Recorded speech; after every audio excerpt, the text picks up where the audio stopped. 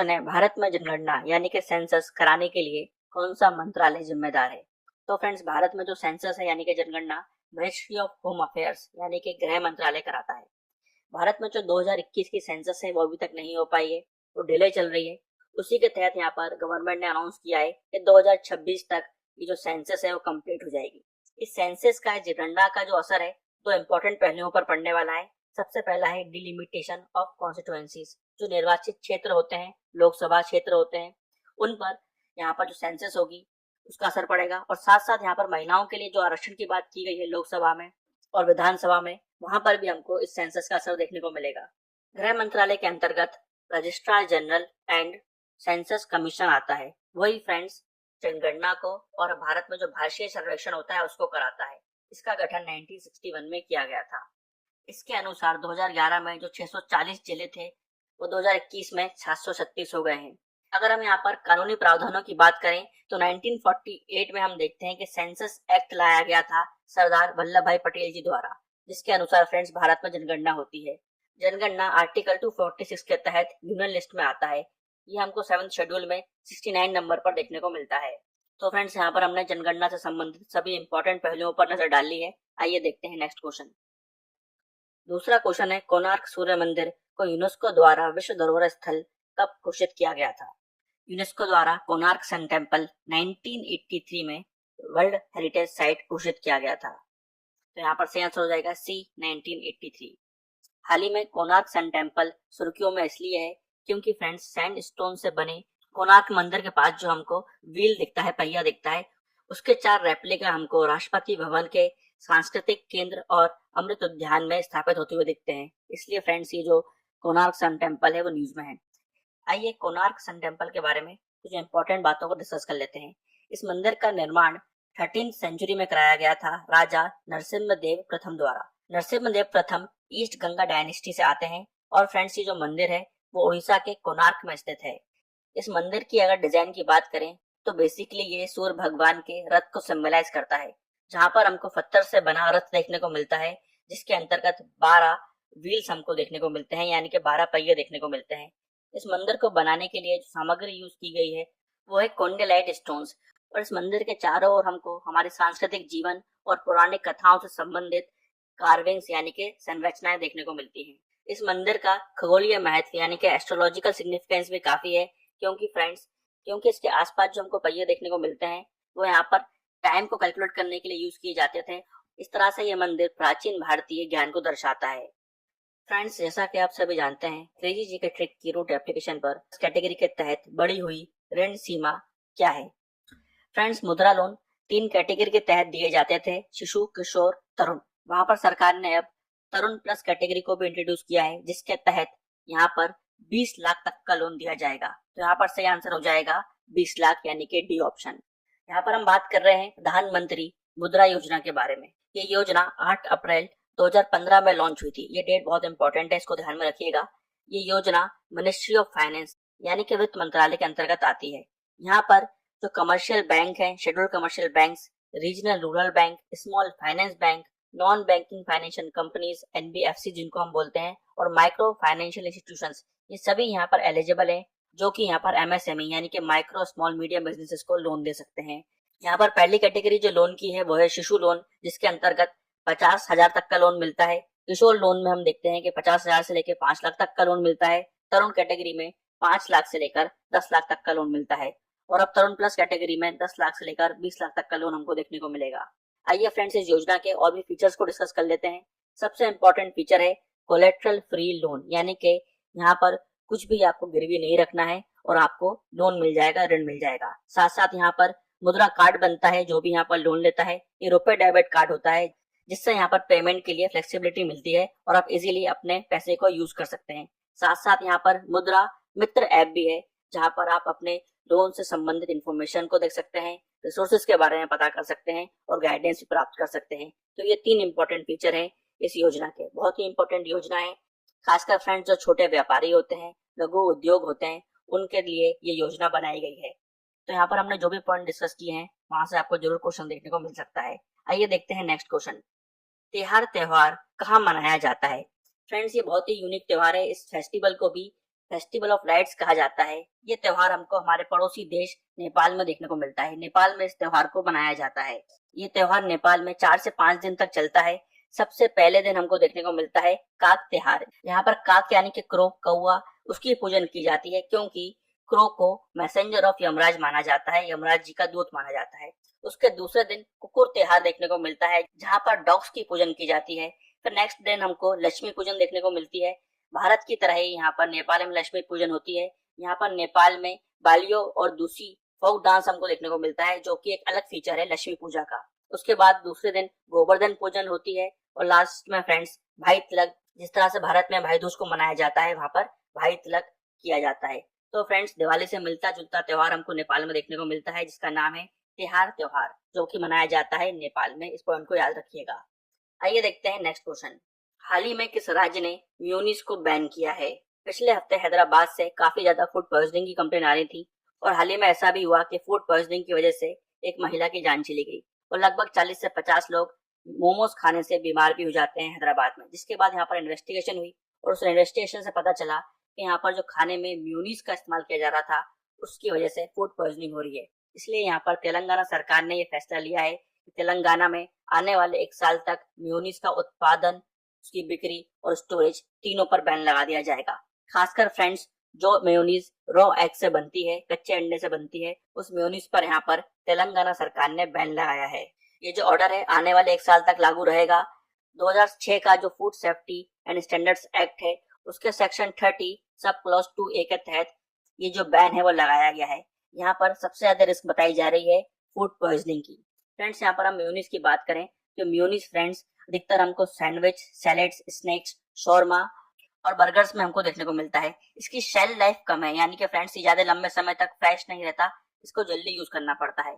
बहुत सारी कंट्रीज में प्रेशराइज्ड एग मैंडेटरी कर दिया गया है जब भी आप मेयोनीज को बनाते हैं और इंडिया में हमको बॉटल्ड मेयोनीज भी देखने को मिलता है जहाँ पर कैल्शियम डाइऑक्साइड EDTA प्रिजर्वेटिव को यूज किया जाता है जिससे उसकी शेल लाइफ बढ़ जाती है। तो बॉटल्ड मेयोनीज और रॉ एग मेयोनीज में अंतर भी होता है। और यहाँ पर किस प्रिजर्वेटिव का नाम लिया हमने? Calcium dioxide. इसको भी ध्यान में रखिएगा, यहाँ से भी हमको क्वेश्चन देखने को मिलता है। तो फ्रेंड्स तेलंगाना में आने वाले 1 साल तक मेयोनीज बैन रहेगा। आइए देखते हैं next question. World gold council का गठन किस वर्ष किया गया था? वर्ल्ड गोल्ड काउंसिल का गठन 1987 में किया गया था। तो यहाँ पर सही आंसर हो जाएगा A 1987। फ्रेंड्स ये एक इंटरनेशनल ट्रेड ऑर्गेनाइजेशन है जो कि फ्रेंड्स गोल्ड इंडस्ट्री यानी कि स्वर्ण उद्योग को रेगुलेट करता है, उस पर नजर रखता है। इसका हेडक्वार्टर लंदन में स्थित है। हाल ही में हम देखते हैं कि इंडिया में गोल्ड की डिमांड काफी बढ़ रही है। लगभग 18% से ज्यादा हमको गोल्ड की डिमांड बढ़ते हुए दिखती है जुलाई सितंबर 2024 में जब हम उसकी तुलना करते हैं 2023 में इसी पीरियड से। साथ साथ फ्रेंड्स जनवरी से लेकर सितंबर तक हम देखते हैं कि लगभग 8.6% की डिमांड बढ़ी है जब हम इसकी तुलना करते हैं 2023 से। अगर हम यहाँ पर बात करें वैल्यू की तो वैल्यू के हिसाब से भी 53% ज्यादा हमने कीमत अदा करी है जब हमने इस गोल्ड को खरीदा है 2024 के 3rd क्वार्टर में। फ्रेंड्स यहाँ पर जो गोल्ड ज्वेलरी है उसकी डिमांड हमको 10% से बढ़ते हुए दिखती है और यहाँ पर ज्वेलरी की जो वैल्यू है उसमें हमको 43% इंक्रीज देखने को मिलता है। साथ साथ फ्रेंड्स यहाँ पर एक और इम्पोर्टेंट पॉइंट ये है कि RBI ने भी अपने गोल्ड रिजर्व्स को बढ़ाया है और अब RBI के गोल्ड रिजर्व्स 855 मैट्रिक टन हो गए हैं, जिसमें से 510 मैट्रिक टन गोल्ड भारत में डोमेस्टिकली स्टोर किया गया है और 324 मैट्रिक टन गोल्ड जो है वो सेफ कस्टडी में रखा गया है बैंक ऑफ इंग्लैंड और बैंक फॉर इंटरनेशनल सेटलमेंट में। यहाँ पर एक और इम्पोर्टेंट पॉइंट ये है कि हाल ही में हमको गोल्ड में ट्रेडिंग और उसकी खरीद फरोख्त ज्यादा इसलिए देखने को मिलती है क्योंकि 2024-25 का जो यूनियन बजट आया था वहां पर हमारी फाइनेंस मिनिस्टर निर्मला सीतारमैया ने जो गोल्ड पर कस्टम ड्यूटी है उसको 6% कर दिया था 15% से। तो यहाँ पर कस्टम ड्यूटी घटने की वजह से भी हमको गोल्ड की डिमांड इंडिया में बढ़ती हुई दिखती है। सोने के बारे में, गोल्ड के बारे में अगर हम केमिकली बात करें तो फ्रेंड्स इसका सिंबल AU है और इसका एटॉमिक नंबर 79 है। इस पॉइंट को भी जरूर याद रखिएगा। तो फ्रेंड्स यहाँ पर हमने बात करी वर्ल्ड गोल्ड काउंसिल के बारे में और गोल्ड के बारे में। आइए देखते हैं नेक्स्ट क्वेश्चन। केंद्रीय गृह मंत्री दक्षता पदक की स्थापना किस वर्ष की गई थी? इसकी स्थापना 2024 में की गई थी। यहाँ पर सही आंसर हो जाएगा D 2024। केंद्र सरकार ने 31 अक्टूबर यानी कि एकता दिवस के मौके पर सरदार वल्लभ भाई पटेल जी के बर्थडे पर केंद्रीय गृह मंत्री दक्षता पदक है उसका अनाउंसमेंट किया और इस साल 463 पुलिस पर्सनल्स को यह अवार्ड दिया जाएगा। गृह मंत्रालय ने 1 फरवरी 2024 को बताया था कि उसके द्वारा जो 4 पदक दिए जाते हैं उन सबको मिलाकर अब एक पदक दिया जाएगा, केंद्रीय गृह मंत्री दक्षता पदक। यहाँ पर special operation medal, medal for excellence in investigation, exceptional intelligence efficiency medal और union home minister award for meritorious service को मिलाकर एक मेडल कर दिया गया है, केंद्रीय गृह मंत्री दक्षता पदक। इस पॉइंट को याद रखिएगा। ये मेडल उन लोगों को दिया जाता है जिन्होंने लॉ एनफोर्समेंट में एक्सेप्शनल काम किया हो। तो फ्रेंड्स, यहाँ पर हमने बात करी केंद्रीय गृह मंत्री दक्षता पदक के बारे में। आइए देखते हैं नेक्स्ट क्वेश्चन। नेचर कोएलिशन किस देश द्वारा शुरू किया गया है? नेचर कोएलिशन कोलंबिया द्वारा शुरू किया गया है। तो यहाँ पर सही आंसर हो जाएगा C, Colombia. UN COP16 biodiversity talks Colombia के काली में चल रही है, जहाँ पर लगभग 200 से ज्यादा देशों ने भाग लिया है। वहां पर हम देखते हैं कोलंबिया और 20 अन्य देशों ने मिलकर नेचर कोएलिशन को लॉन्च किया है। बेसिकली यहाँ पर ये जो मीटिंग्स चल रही हैं उन सबका यहाँ पर एक ही उद्देश्य है कि किस तरह से हम उस रास्ते को इजाद कर पाए, उस रास्ते को ढूंढ पाए जिससे जो हमको प्रकृति में डिक्लाइन देखने को मिल रहा है, ह्रास देखने को मिल रहा है, उसको हम रोक सकें 2030 तक। इस कोएलिशन के सभी देशों ने इस सिद्धांत को माना है कि इंसानियत को अपना जो संबंध है प्रकृति से वो चेंज करना पड़ेगा। यहाँ पर सब कंट्रीज इस बात पर भी एग्री हुए हैं कि जो 23 गोल 2022 में कुनमिन मॉन्ट्रियल ग्लोबल बायोडायवर्सिटी फ्रेमवर्क के तहत बनाए गए थे उन सबका यहाँ पर पालन किया जाएगा और साथ साथ $200 बिलियन को मोबिलाइज भी किया जाएगा, जिसके अंतर्गत यहाँ पर नेचर का कंजर्वेशन किया जा सके और लगभग 30% धरती को प्रिजर्व कर सके। तो बहुत ही इंपॉर्टेंट नेचर कोएलिशन लॉन्च किया गया है कोलंबिया द्वारा। आइए देखते हैं नेक्स्ट क्वेश्चन। एलिवेट 2024 स्टार्टअप कार्यक्रम किस राज्य द्वारा शुरू किया गया है? कर्नाटका में फ्रेंड्स हाल ही में हम देखते हैं कि 2 स्टार्टअप प्रोग्राम को चालू किया है, जिसमें से एलिवेट एक प्रोग्राम है। तो यहाँ पर सही आंसर हो जाएगा कर्नाटका। कर्नाटका गवर्नमेंट ने एलिवेट 2024 के साथ साथ कर्नाटका एक्सेलरेटर नेटवर्क प्रोग्राम चालू किया है, जहां पर वो स्टार्टअप्स को प्रोत्साहन देना चाहते हैं। एलिवेट प्रोग्राम की अगर हम बात करें तो इस प्रोग्राम के तहत जो शुरुआती स्टेज में स्टार्टअप्स होते हैं उनको यहाँ पर सीड फंडिंग दी जाएगी, यानी कि उनको यहाँ पर स्टार्टिंग में पैसा दिया जाएगा, जिसके तहत लगभग 50 लाख तक की रकम उनको दी जा सकती है। साथ ही फ्रेंड्स यहाँ पर उनको मेंटरशिप दी जाएगी, उनको यहाँ पर गाइडेंस दी जाएगी, इंसेंटिव्स दिए जाएंगे, अच्छा काम करने पर उनको और भी प्रोत्साहन मिले से इंसेंटिव मिलेगा। साथ साथ फ्रेंड्स यहाँ पर वेंचर कैपिटल नेटवर्क से उनको जोड़ा जाएगा ताकि वो अपने स्टार्टअप के लिए जल्द से जल्द फंडिंग्स को भी ले सके। कर्नाटका स्टार्टअप पॉलिसी के तहत इसको लॉन्च किया गया है। लगभग 302 स्टार्टअप्स इस प्रोग्राम के तहत बेनिफिट करेंगे, ऐसा बताया जा रहा है। कर्नाटका एक्सेलरेटर नेटवर्क प्रोग्राम की बात करें तो फ्रेंड्स यहाँ पर एक ऐसा नेटवर्क बनाने की कोशिश की गई है जहां पर मेंटरशिप, मार्केट की एक्सेस, फंडिंग की अपॉर्चुनिटीज मिल सके स्टार्टअप्स को और एक अच्छा इकोसिस्टम बन सके जहां पर स्टार्टअप कल्चर कर्नाटका राज्य में हमको देखने को मिले। देश में कर्नाटका पहला ऐसा राज्य है जहां पर कॉम्प्रिहेंसिव स्कीम लॉन्च की गई है स्टार्टअप्स के लिए। फ्रेंड्स, हम स्टार्टअप की बात कर रहे हैं तो यहाँ पर हमको इस पॉइंट को भी नोट करना चाहिए। स्टार्टअप इंडिया स्कीम को लॉन्च किया गया था जनवरी 16, 2016 में। यहाँ से भी आपको क्वेश्चन देखने को मिल सकता है। आइए देखते हैं आज का लास्ट क्वेश्चन। भारतीय संविधान की 8वीं अनुसूची निम्नलिखित में से किससे संबंधित है? 8th schedule of the Indian constitution is related to which of the following?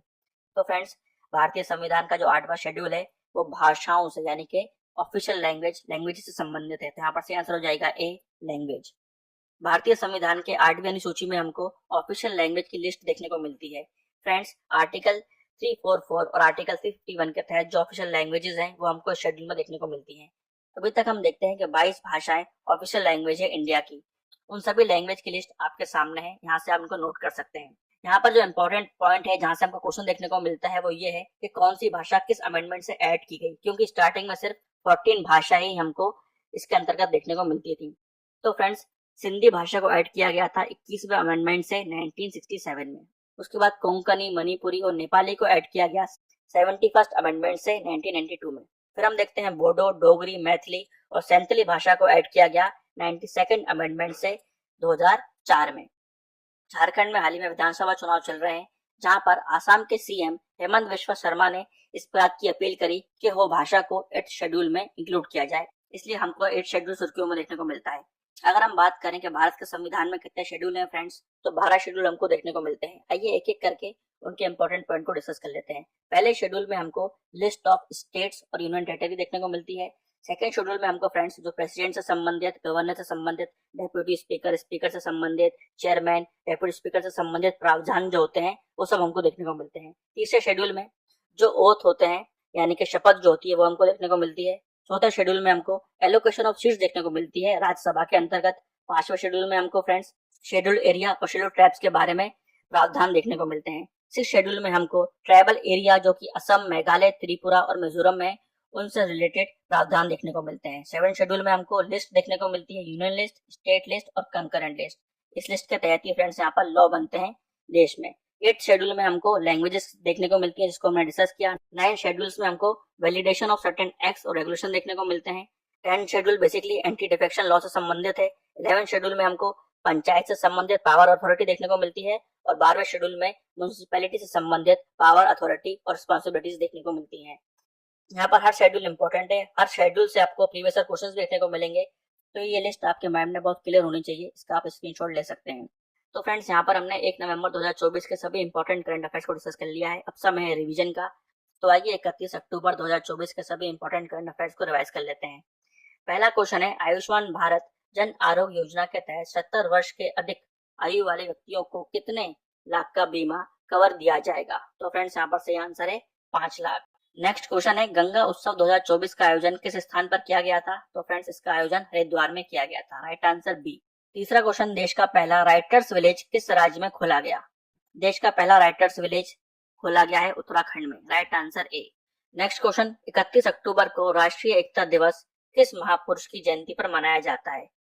तो फ्रेंड्स सरदार वल्लभ भाई पटेल जी की बर्थ एनिवर्सरी पर हम देखते हैं कि नेशनल यूनिटी डे यानी कि राष्ट्रीय एकता दिवस को सेलिब्रेट किया जाता है।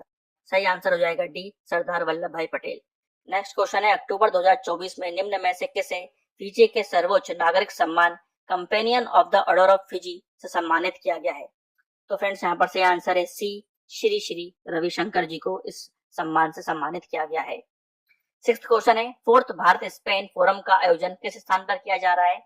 फ्रेंड्स इसका आयोजन हमको मुंबई में देखने को मिलता है। Right answer A. 7th question है, चर्चा में रहा बांधवगढ़ राष्ट्रीय उद्यान किस राज्य से संबंधित है? तो फ्रेंड्स ये नेशनल पार्क हमको मध्य प्रदेश में देखने को मिलता है। Right answer A. 8th question है, पंजाब नेशनल बैंक का एमडी और सीईओ किसे नियुक्त किया गया है? अशोक चंद्र जी को फ्रेंड्स पंजाब नेशनल बैंक का एमडी और सीईओ नियुक्त किया गया है। Right answer B. 9th question है, निम्नलिखित में से किसने अक्टूबर 2024 में ग्लोबल टीबी रिपोर्ट 2024 जारी की है? तो फ्रेंड्स WHO ने इस रिपोर्ट को जारी किया है। सही आंसर हो जाएगा ए। लास्ट क्वेश्चन है, दक्षिण अफ्रीका दौरे के लिए भारतीय क्रिकेट टीम का कोच किसे नियुक्त किया गया है? तो फ्रेंड्स इस दौरे के लिए VVS लक्ष्मण जी को भारतीय टीम का कोच नियुक्त किया गया है। राइट आंसर हो जाएगा सी। तो फ्रेंड्स यहाँ पर हमने 31 अक्टूबर 2024 के सभी करंट अफेयर को रिवाइज कर लिया है। अब समय है क्वेश्चन ऑफ द डे का। आइए सबसे पहले 31 अक्टूबर के क्वेश्चन ऑफ द डे को डिस्कस कर लेते हैं। पहला क्वेश्चन था, इंटरपोल का मुख्यालय कहाँ स्थित है? तो फ्रेंड्स ये स्थित है फ्रांस के लियोन में। नेक्स्ट क्वेश्चन है, हड़प नीति के तहत हड़पा गया पहला राज्य कौन सा है? तो फ्रेंड्स पहला राज्य सतारा। थर्ड क्वेश्चन, केंद्र सरकार ने किस केंद्र शासित प्रदेश की राजधानी का नाम बदलकर श्री विजयपुरम किया है? तो फ्रेंड्स इसका आंसर था Andaman and Nicobar. I hope आप सभी के ये तीनों आंसर सही होंगे। आइए देखते हैं आज के क्वेश्चन ऑफ द डे जिसका आंसर आपको कमेंट बॉक्स में देना है। पहला क्वेश्चन है, लिविंग प्लेनेट रिपोर्ट किसके द्वारा जारी की जाती है? दूसरा क्वेश्चन है, रायगढ़ किला किसके द्वारा बनवाया गया था? तीसरा क्वेश्चन है, पल्क स्टेट भारत और किस देश के बीच है? तो फ्रेंड्स ये रहे आज के 3 क्वेश्चन ऑफ द डे जिनका आंसर आपको कमेंट बॉक्स में देना है। तो फ्रेंड्स यहाँ पर हमने 1 नवंबर 2024 के सभी इंपॉर्टेंट करंट अफेयर्स को डिस्कस कर लिया है। आई होप आपको आज का ये सेशन इन्फॉर्मेटिव और पसंद आया होगा। ऐसे ही फ्रेंड्स डेली करंट अफेयर को देखने के लिए इस वीडियो को लाइक करना और अपने दोस्तों के साथ शेयर करना ना भूलें।